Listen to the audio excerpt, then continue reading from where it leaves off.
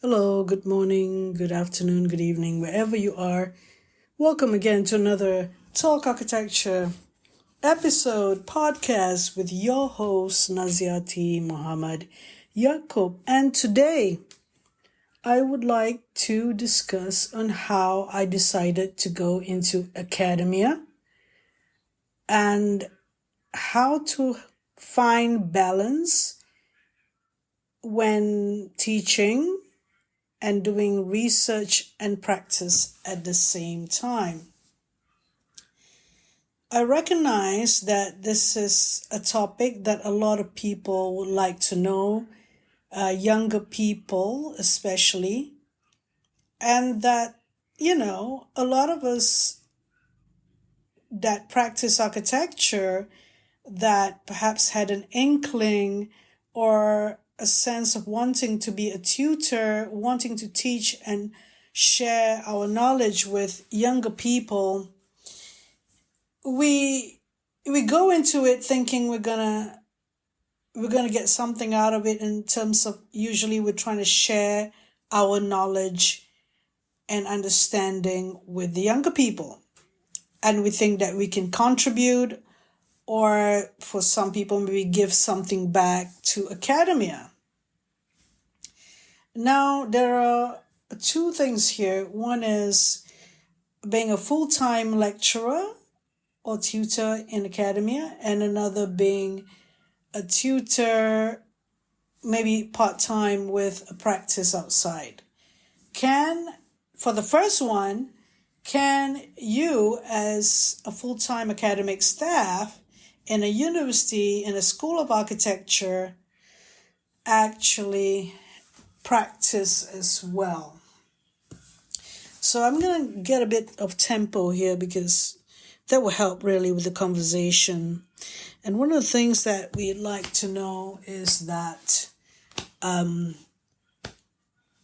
we're going to juggle all these three things when we're in academia, because the expectations is like that, there would be key performance indicators that even if you're a full-time lecturer, that you need to actually also do some research and do some consultancy or practice architecture or design. So I get to do all three because namely I had means to get an assistant, a research assistant, and usually I got them also in the form of an architecture graduate. And that really helps because they could assist with drawings. I don't do computer or digital drawings. And so this is a lot of help when I have an assistant. Because I do research, I get research grant, I get postgraduate students, PhD or master students sign up with me and I become their supervisor. And usually they are very busy because they would probably have also other jobs and they can't help or assist me, but maybe they would if it's a one-off. But a full-time assistant would be ideal, to assist with the architecture practice and also assist with data collection and organize things for the research grant, because that's their job. Their main job is to do the research, to do their job under the research grant, which is a research assistant. And that's one of the perks of, shall I say, advantages of being a full-time academic, because you could get the research grant and you could employ someone full-time, albeit for a couple of years in the duration of the research grant. Is very helpful. Apart from that, you can also secure services from part-time staff who could be graduates outside or students as well. Now, definitely you need assistance because you run a full show, you might be a coordinator of a studio, or you might be the one of the tutors in the studio, and you will have a certain number of students under your responsibility and care, in which you have to spend like the whole day Monday and the whole day Thursday attending to them and giving them crits, or there could be a group crit or one-to-one crit, or some sort of presentation or something that you need to also take them out on a site visit and explain things with them. And also you need to prepare for your lectures, your slides that you're going to present to them, input given to them with regard to the studio projects. And then you will have a lecture or a couple of lectures that takes about 2 to 4 hours per week as well. So that leaves you, shall we say, about 2.5 days apart from teaching. And that 2.5 days is to fulfill your research, your preparation, and your practice activities. It wouldn't be surprising that you would be working during the weekend. Your Saturdays could be just tidying up or finishing up stuff. And it is tough, especially if you are also a family person, and that is to find a balance between teaching, research, and practice. What would be helpful if all three of them have similar topics, because they would help each other, meaning that just say you have a niche area, and for myself, it is universal design and accessibility. I could even say that I was even involved in disability activism, which helped with the research. And disability was the interdisciplinary with architecture that helped me also teach universal design modules. So, and if it's a regular studio, just say the second year studio with typical projects, your input, there are 3 things that you do in the studio. You'd either be the coach, you coach a student, you talk more than about the architecture project, you talk about giving them some motivation or getting them to realize what they're doing, right or wrong. And you either that, or you are the consultant, that you know your stuff as an architectural designer, and that you will have that conversation with them, a dialogue with them with regard to architectural design. It could be so many topics, from materials and construction, the detailed design, from architectural design concept, site planning, and so on. And then you could be the third one, which is a specialist or an expert on certain topics. It could be green building, universal design, environmental science, specifically daylighting or acoustics, or landscape design. You could be giving all these 3 different types of input or facilitation to the students' learning process. So with all this, shall we say, you consistently practice this, it is more than just practice, a design practice. In a way, it is a design practice, because this is not for your paying client, but this is also for the client user, or this is for another type of client and advice. So in a way, they have similar things between these 3 things of teaching, research, and practice. Yes, we got to play it smart. We got to know how we're going to manage properly, and we're going to know what we want to get from all these 3 activities. One of the things is that we do is publish articles, drafts of from our research that we do, which you can publish later on. And the other thing that we do is we get products. We deliver products such as architectural products, building design, or product design, industrial design. So what it is that there's those two output. It's always constantly in our mind in terms of what we're going to produce, because that is part of our key performance indicators, because that is something that is required of us to shall we say, show up for, so that we could get a raise, or we could get a better position than what we are currently at. So therefore, teaching, when you think about teaching, when you teach one-to-one, you're having a conversation with your students. You could do group creates rather than one-to-one, so that you could address certain similar issues with many people, so that you won't repeat the same thing. But that was something that I noticed when I was a younger lecturer, or much earlier in the process. So what I'm trying to say is that later on, I understood about design problems.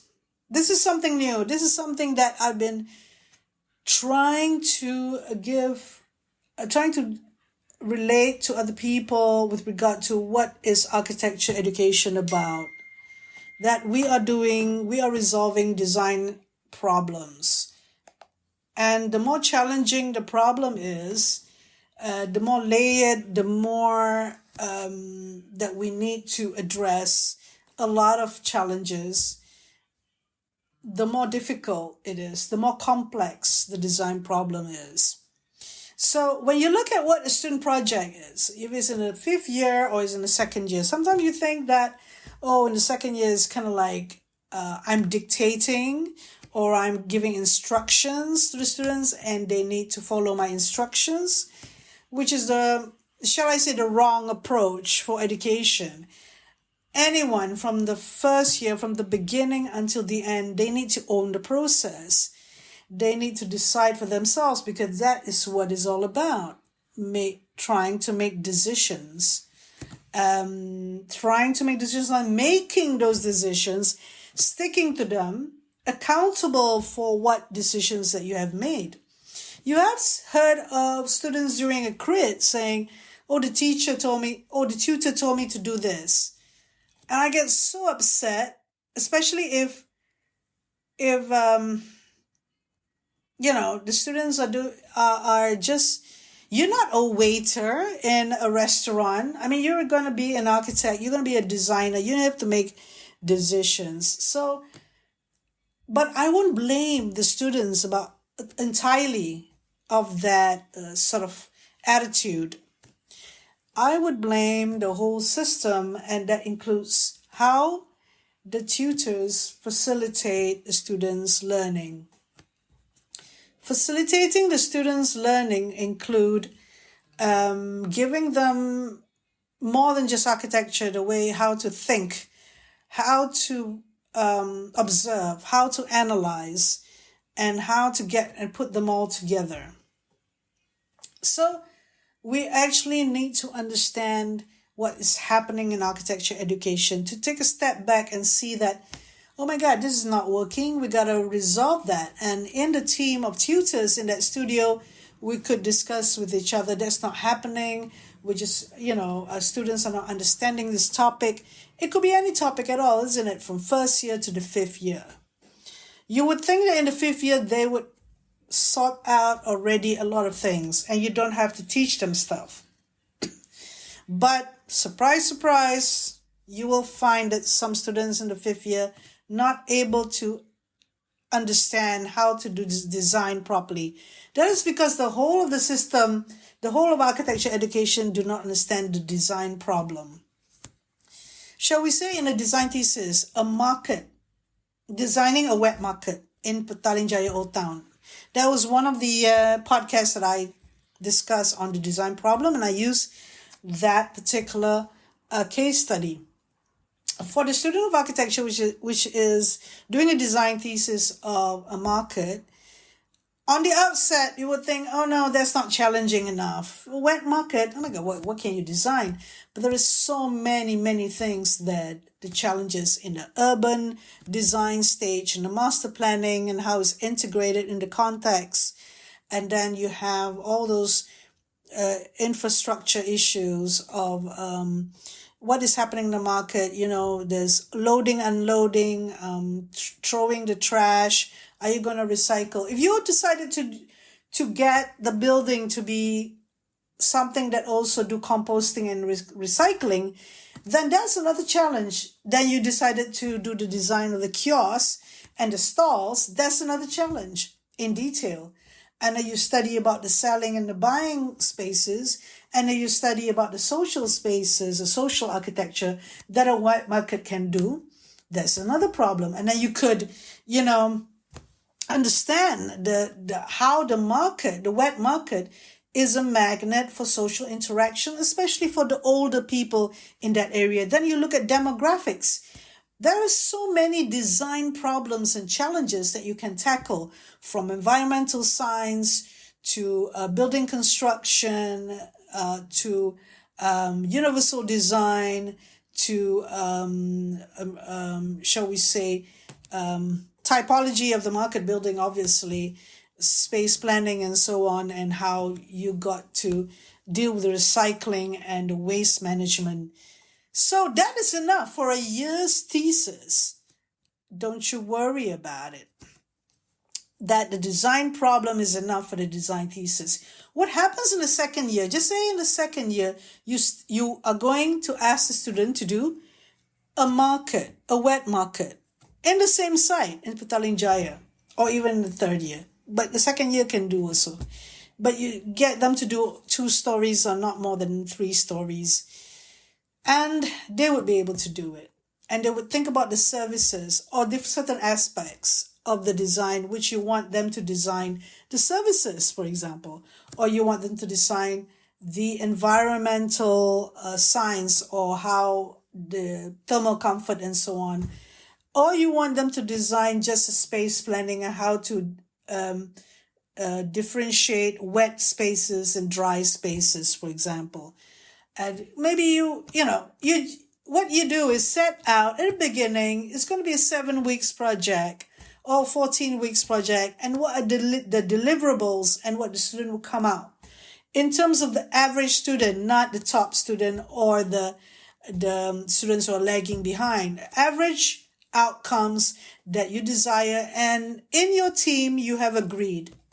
So therefore, just say you are also interested in a wet market design as a practitioner. That would, as a full-time academic, I'll be interested in all buildings. In fact, if all types of buildings I am interested in, from housing to commercial to residential to offices, I'm interested in all. But sometimes as a practitioner, you could be interested in only one type. So therefore, excuse me for any noise in this recording. I think I come to the conclusion about how do you balance teaching, research, and practice. You see, teaching's got to be interesting. And teaching, you have to have the same common language and understanding between the lecturer's team, the tutor's team in the studio, and also having a collaboration with the students, you see, so that you could actually get some sort of a synergy, some sort of a dynamic that you guys are learning off each other. Teacher learning from student, teacher learning from teacher, student learning from teacher, and students learning from students. So this whole studio is a hub of learning. Sometimes what you're learning, what you're teaching or facilitating in the teaching or the subject in the studio can be part of the research. And it could be a mini project, or it could be part of your bigger research. And it could also help in understanding also in your practice as well. And when you're a student of architecture, they go out and go to architecture practices, and listen to architects talking, they get a lot. They get a lot from this interaction, and It doesn't matter if they don't say anything, they just absorbing it like a sponge. And that's why this hub that is focused on the studio is sub-hub with the research and sub-hub with the practice. But if you are more on practice, you come into the studio like only a couple, 1.5 days a week, your hub is your practice. But you can bring the students to your practice, you see. You can actually get interesting discussion going on at your practice with your practice, with the people in your practice. Just say you own a practice and about 20 people. Sometimes they get interested about what your students have to say, and there could be a short 1 hour, 2 hour crit at the studio where you practice, and your office, and the students coming in and getting stuff, understanding, and also your staff will also get a lot from that. But also you yourself as a practitioner who is a sole practitioner on your own, you will get a lot of things as well. And you get a lot from going to visit the School of Architecture, obviously, because you're on your own outside, right? So that's another way of looking at it. And the research you do on the side, you could share your research with the students. So, they're all interlocked. And each one is having a conversation with each other. These are just labels: teaching, research, and practice. In fact, there are a lot of subsets, and there are a lot of weaving and of activities and synergy of conversations going on. So when that happens, you're in the flow. You're in the flow, and everything sort of makes sense. And then the labels doesn't really, it's not really important anymore. What is important is the outcomes. Like I said earlier, one, the outcome of a publication. Two, the outcome of a design project or products out of the three things that you're doing and juggling. So that is all. Thank you very much for listening.